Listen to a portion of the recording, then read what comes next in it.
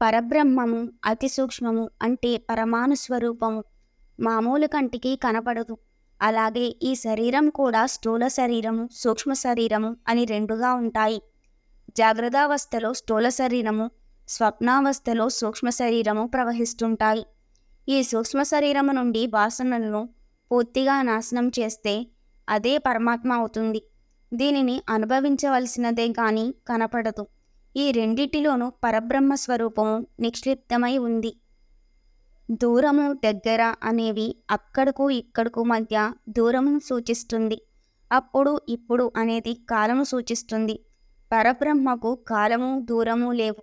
అంతటా ఉన్నవాడికి, అన్ని కాలములలో ఉన్నవాడికి కాలము దూరము ప్రసక్తి లేదు. విశ్వం అంతటా నిండి అతి దూరంగా ఉన్న పరమాత్మ అందరి హృదయాలలో అతి దగ్గరగా ఉన్నాడు.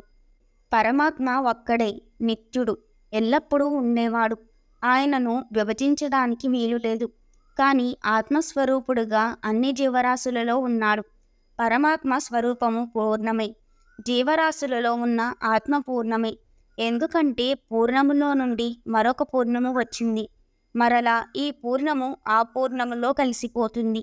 కాబట్టి అంతా పూర్ణమే, అవిభాజ్యమే. సూర్యుడు ఒక్కడే అయినా వివిధ జలములలో విడివిడిగా ప్రకాశించినట్టు పరమాత్మ కూడా వివిధ శరీరములలో ఆత్మస్వరూపుడుగా గోచరిస్తాడు.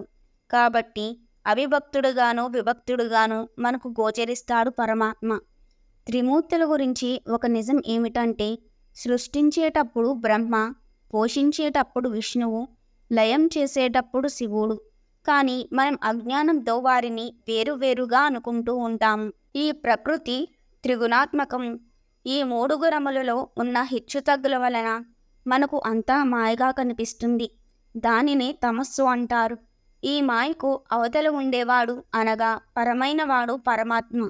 పరమాత్మకు జీవాత్మకు మధ్య మూడు గణములతో కూడిన మాయ అనే తెర అడ్డుగా ఉంది.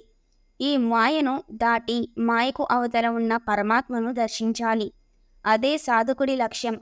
జ్ఞానం, జ్ఞేయం, జ్ఞానగమ్యం. జ్ఞానము తెలుసుకోవలసినవి. జ్ఞానము అంటే తెలుసుకోదగినది. మనం ఎన్ని తెలుసుకున్నా అసలు తెలుసుకోదగినది ఏదో దానిని తెలుసుకోలేకపోతున్నాము. కానీ జ్ఞానమునకు అంటే తెలుసుకోవాల్సిన వాటి గమ్యం జ్ఞానమే, అంటే తెలుసుకోదగినది తెలుసుకోవడమే. ఈ బ్రహ్మ తత్వము ఎక్కడో లేదు, అందరి హృదయములలో అధిష్టానంగా ఉన్నాడు. కానీ మనమే తెలుసుకోలేకపోతున్నాము. పిపీలికాది బ్రహ్మ పర్యంతము అన్ని జీవరాశులలో ఆత్మస్వరూపుడుగా ఉన్నాడు. ఆ పరబ్రహ్మ స్వరూపాన్ని దర్శించడానికి అందరికీ హక్కు ఉంది. ఆ హక్కును ఎవరూ వినియోగించుకోవడం లేదు. ఎందుకంటే బయట ప్రపంచంలో ఉన్న వాటికి ఇచ్చిన ప్రాధాన్యత, వాటి మీదున్న మమకారము లోపల ఉన్న ఆత్మస్వరూపుడి మీద లేకపోవడమే లేదు.